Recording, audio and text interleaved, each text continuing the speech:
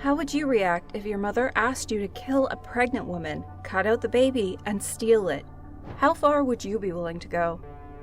This is the story that shocked the nation. A pregnant Chicago teenager abruptly vanished, and her remains were later discovered in a trash can. The fiction-like story of how she was lured into the home of some older woman who wanted to steal her baby will leave you speechless and not trust anyone on the internet ever again. So stay tuned. As she left Latino Youth High School in May 2019, 19-year-old Marlene Ochoa Lopez had one quick errand to run before picking up her 3-year-old son from daycare. It would be the last time she'd be seen alive again.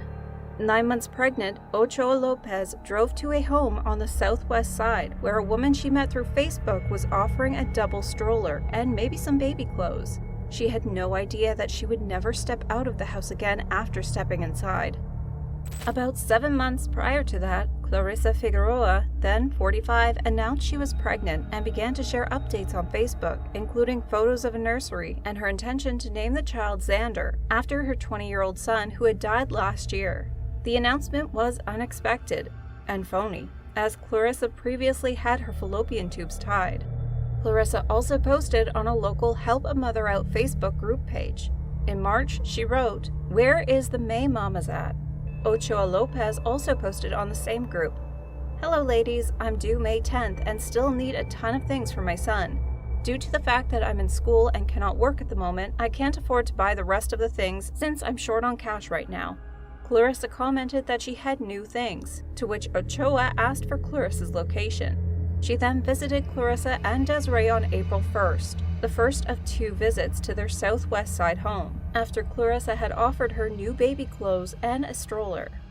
Clarissa had previously asked her 24-year-old daughter Desiree for help with her plan to kill a pregnant woman and steal her baby. Yes, you heard that right. This woman was always sick in the head. She then told Desiree that they needed to kill Ochoa Lopez. Desiree refused and told her boyfriend, who was present at the time, and threatened to call the police. Clarissa later told him it was an April Fool's joke. Ochoa Lopez was last seen leaving Latino Youth High School on April 23rd. Her Facebook messages showed she had arranged to visit Clarissa again that afternoon.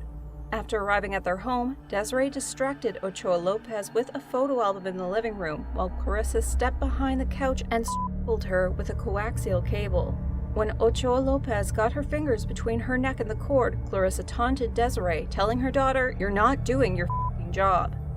Desiree moved Ochoa Lopez's fingers as Clarissa moved on top of Ochoa Lopez. It took 4 to 5 minutes until Ochoa Lopez was dead.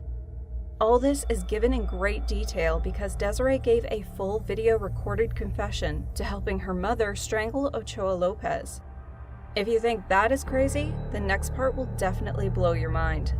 Next, Clarissa directed Desiree to get a butcher knife, a blanket, and a large plastic bag. You can guess what the equipment was for.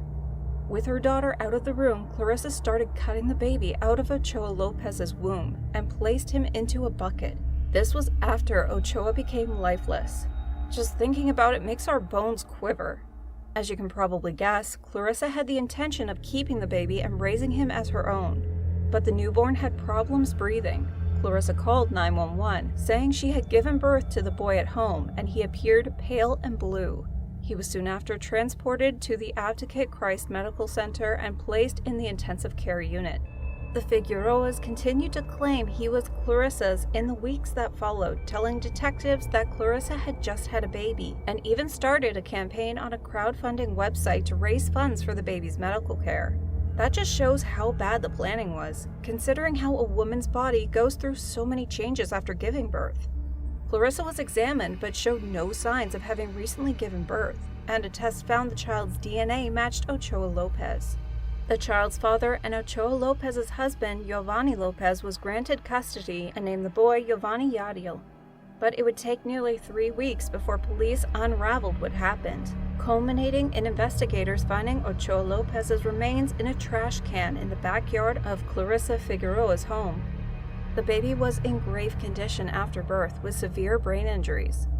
Both Figueroas were arrested and charged with first-degree murder and aggravated battery. Both of them had small misdemeanor charges in the past. Clarissa's 40-year-old boyfriend, Piotr Bobak, who allegedly helped the women clean the house and hide evidence, was also arrested and charged with 1 felony count of concealing a death and 1 felony count of concealing a homicide.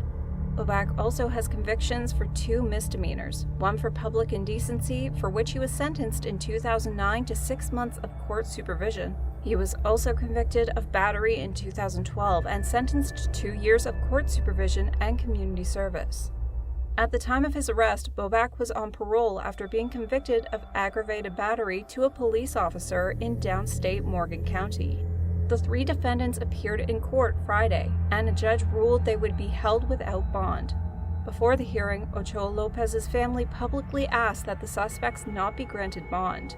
Julie Contreras, speaking on the family's behalf, said the relatives were living a nightmare, a horror film. Police say a break in the case came on May 7th, when a friend of the victim told detectives about her Facebook exchanges with Figueroa before she vanished. Detectives visited the Figueroa home that day. Desiree Figueroa told them her mother was in hospital for problems with her legs. Then she revealed that her mother had just delivered a baby, authorities said.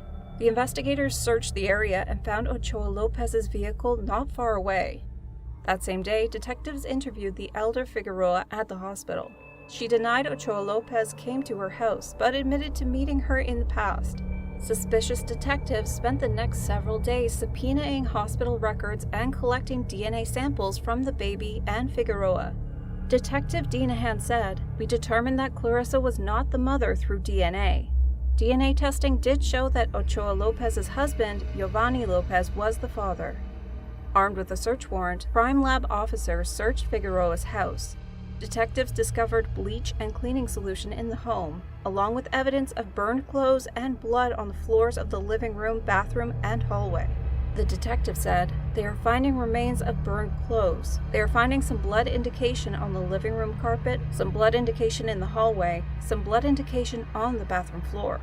Ochoa Lopez's body was found in a garbage can in the backyard, along with the cable used to strangle her and other evidence. The medical examiner determined that Ochoa Lopez died of strangulation. Ochoa Lopez's family said they notified authorities about her interaction with the woman much sooner than May 7th. Her husband tried to immediately report her missing to the police, but was told to come back in 72 hours. The husband did, and the family hired a private investigator who helped to find Ochoa Lopez's car near the Figueroa home. They also turned to the church for help in reaching out to the community at large, plastering the neighborhood with flyers. Residents started calling the church to report that they had seen the young mother enter the house where she was found dead. They said that one of the women who lived there, in her 40s, suddenly had a baby without ever appearing to be pregnant. Ochoa Lopez's father, Arnulfo Ochoa, said there were opportunities for the police to find his daughter sooner. Just after 5 a.m. on June 14th, 7 weeks old, Giovanni Yadia Lopez was pronounced dead. And what's worse is that thousands of dollars worth of bills were sent to the family by Advocate Christ Medical Center in Oak Lawns, Illinois, where Giovanni was cared for prior to his death. The family's attorney, Frank Avila, told the Chicago Sun-Times that they were billed over $300,000, despite the hospital telling the family they would waiver those costs. In invoices, the baby is also dubbed Figueroa Boy, referring to the last name of the woman accused of killing Ochoa Lopez and her son. The boy's family was told in the statements that if they didn't pay the balance, they would be referred to an external collection agency. Talk about putting salt on a wound. Hundreds gathered to pay respects to Marlene Ochoa at her funeral. Clarissa Figueroa and her daughter Desiree pleaded not guilty to more than 24 counts of first-degree murder, aggravated kidnapping, dismembering a human body, and concealing a homicidal death. They are in jail and without a chance of bailout, and the case is still pending. As of now, there are no more updates on this case, but we hope the family gets justice as soon as possible. How much time do you think these 3 would get for this heinous crime they committed? Let us know in the comments. And if you enjoyed the video, don't forget to like it and also subscribe to our channel for your regular dose of whodunits. See you in the next one. Until then, stay safe, stay warm, and don't get any crazy ideas.